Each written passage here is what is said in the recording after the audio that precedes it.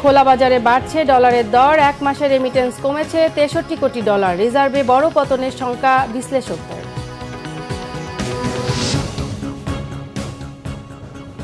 দেখছিলেন সংবাদ শিরোনাম, এবারে বিস্তারিত।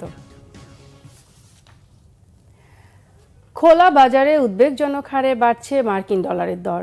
কয়েকদিনের ব্যবধানে ডলারের প্রতি দাম ছাড়িয়েছে ১২৫ টাকা। প্রবাসীরা ব্যাংকিং চ্যানেলে বৈদেশিক মুদ্রা পাঠানো কমিয়ে দেয়ায় ১০ মাসের মধ্যে সর্বনিম্ন পর্যায়ে নেমেছে রেমিটেন্স।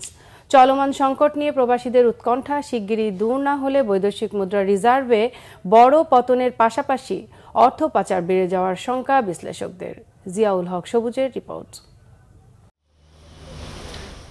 মার্কিন ডলারের দাম স্থিতিশীল রাখতে ক্রলিং পেগ চালুর ৩ মাসের মাথায় আবারও অস্থির বৈদেশিক মুদ্রার বাজার। মাত্র ২ সপ্তাহ আগেও যেই ডলার খোলা বাজারে বিক্রি হতো ১১৯ টাকায়, সেই ডলারের দাম উঠেছে ১২৫ টাকার বেশি। উচ্চ দরে ডলার লেনদেন করলেও ড্যাশবোর্ডে সরকারি লেনদেন লিখে রাখছে মানি এক্সচেঞ্জগুলো। এ নিয়ে কথা বলতেও রাজি নন তারা। এদিকে চলমান সংকটের প্রভাব পড়েছে রেমিট্যান্স আয়ে। প্রবাসীরা জুলাই মাসে দেশে পাঠিয়েছেন ১৯০ কোটি ডলার, যা আগের মাসের তুলনায় ৬৩ কোটি ডলার কম। তবে খোলা বাজারে ডলারের দরের অস্থিরতার কোনো প্রভাব ব্যাংকে পড়েনি বলে দাবি ব্যাংকারদের। বাংলাদেশ ব্যাংক সর্বশেষ নির্দেশনা যেটা আছে ওইটাই, যে আমরা কোনোভাবে যেন বেশি রেটে না কিনি। জুলাই মাসের ৩য় সপ্তাহে যে রেটটা যেভাবে দেওয়া ছিল এখনও সেটাই আছে।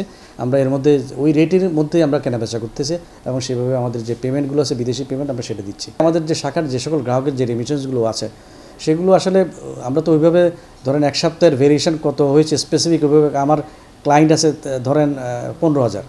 এই আসলে এই প্রত্যেকটা অ্যাকাউন্টে গিয়ে যারা বিদেশ থেকে টাকা আসে এই রেমিটেন্সগুলো দেখে এটার গ্রোথ বড় ডিফিকাল্ট। অর্থনীতি বিশ্লেষকরা জানিয়েছেন, দেশের চলমান সংকটে প্রবাসীদের উদ্বেগের প্রভাব পড়েছে প্রবাসী আয়ে। বেশ কিছুদিন ইন্টারনেট বন্ধ ছিল, দেশে কারফিউ চলছিল।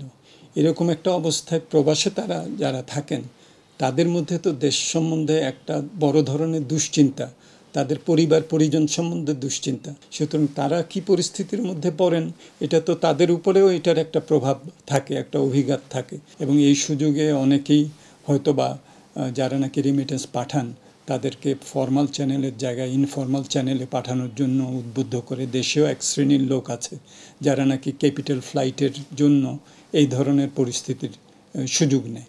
সংকটের সন্তোষজনক সমাধান না হলে রপ্তানি ও রেমিট্যান্স আরও কমে যাওয়ার শঙ্কা অর্থনীতিবিদদের।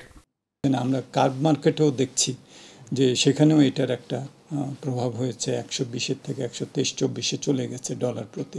এটা দীর্ঘমেয়াদে কী হবে এটা কিন্তু নির্ভর করবে যে আমাদের রাজনীতিবিদরা এটা কিভাবে ট্যাকল করতে পারেন, কিভাবে একটা অন্তর্ভুক্তিমূলকভাবে আমাদের দেশকে সামনের দিকে এগিয়ে নিয়ে যেতে পারেন, যাতে প্রবাসীদেরও একটা আস্থা থাকে যে আমাদের একটা গণতান্ত্রিক প্রক্রিয়া এবং একটা সামষ্টিক একটা মূল্যবোধের মধ্য দিয়ে আমরা আমাদের বিরাজমান সমস্যাগুলি সমাধান করতে পারি।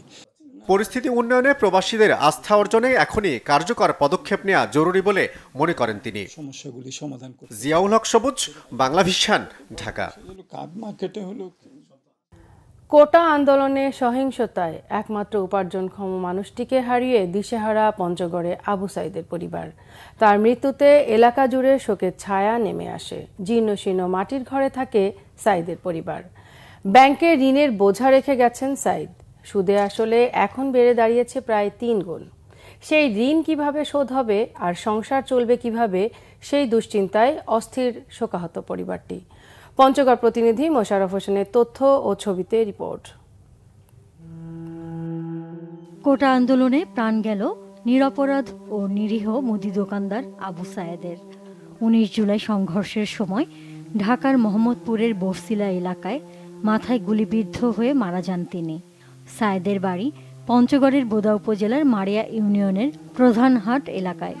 সায়েদের মৃত্যুতে পরিবারে এখন শুধুই আহাজারি। দরিদ্র পরিবারটির সম্পদ বলতে ভিটেমাটির ১৫ শতক জমি। কৃষি ব্যাংক থেকে ৪৫,০০০ টাকা ঋণ নিয়ে মুদি দোকান শুরু করেছিলেন সায়েদ। এখন সুদে আসলে ঋণের পরিমাণ প্রায় ১,২০,০০০। ১৯ জুলাই শুক্রবার নামাজের পর দোকানের পণ্য আনতে গিয়েছিলেন সায়েদ।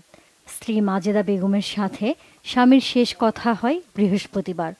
পরদিন বাড়িতে তার টাকা পাঠানোর কথা ছিল। নিহত আবু সায়েদের ছেলে মামুন ইসলামের আকুতি, তার বাবা তো কোনো অপরাধ করেননি। সংসারের অন্ন কিভাবে জোগাড় হবে সেই চিন্তায় দিশেহারা পরিবারটি। দোকানের পুলি আনবার গেছিল, পুলি আনবার যাতে হেলিকপ্টার দিয়া গুলি খায় মারা গেল। এরকম লোক নাই আমাদেরকে 10টা দিয়ে চালাবে। আপনার কাছে আমি বিচার চাই, কি আমাদের বাচ্চার লেখাপড়ার খরচ চাই। আমার আব্বা যে গুলি খেয়ে মারা গেল শুক্রবার দিন দুপুরে পরে যে নামাজের পরে গুলি খেয়ে মারা গেল, এটি সরকার কাছে আবেদন যে আমার এটা বিচার চাই আমরা। আবু সাইদ খুব সহজ সরল ছেলে ছিল। সে কারোর সঙ্গে ঝগড়াঝাটি বা কোনো দলের সঙ্গে সে সম্পৃক্ত না। স্থানীয় জনপ্রতিনিধি বলেন, আবু সাইদ সংসারের সব খরচ চালাতেন। সে অত্যন্ত দরিদ্র ও খুব ভালো মানুষ ছিলেন বলেও জানান তিনি। উনি লোক অত্যন্ত ভালো ছিল, তার ছেলে মেয়ে আছে, এই তার রোজগারের পয়সা দিয়ে তার সন্তান ছেলে লেখাপড়া শিখছে, তার ভরণ পোশাক খাওয়া দাওয়া সাহেদ আলীরই সম্পন্ন করে। আবু সাইদের হত্যার বিচার দাবি করেছেন তার পরিবার সহ এলাকাবাসী। Bangla vision news desk. সকাল থেকে রাজধানীতে থেমে থেমে বৃষ্টি হচ্ছে। সাপ্তাহিক ছুটির দিনে সড়কে যান চলাচলও তেমন নেই। রাজধানীর কারওয়ান বাজার, ফার্মগেট, পল্টন, গুলিস্তান, মতিঝিল সহ বিভিন্ন এলাকায় ঘুরে দেখা যায় বাস, অটোরিকশা চলাচল করলেও ব্যক্তিগত গাড়ি তেমন নেই। যারা ঘর থেকে বের হয়েছেন কিছুটা ভোগান্তিতে পড়তে হয় তাদের। ছাতা নিয়ে বের হতে দেখা যায় অনেককে। বৃষ্টিতে বিপাকে পড়েন রিকশা ও পাঠাও চালকরা। আবহাওয়া অফিস জানিয়েছেন মৌসুমি বায়ুর প্রভাবে এই বৃষ্টিপাত শুরু হয়েছে। এদিকে কারফিউ শিথিল থাকলেও গুরুত্বপূর্ণ সড়কগুলোতে সেনাবাহিনীর টহল অব্যাহত রয়েছে। পাশাপাশি আইন শৃঙ্খলা রক্ষায় মোতায়েন রয়েছে পুলিশ, বিজিবিও।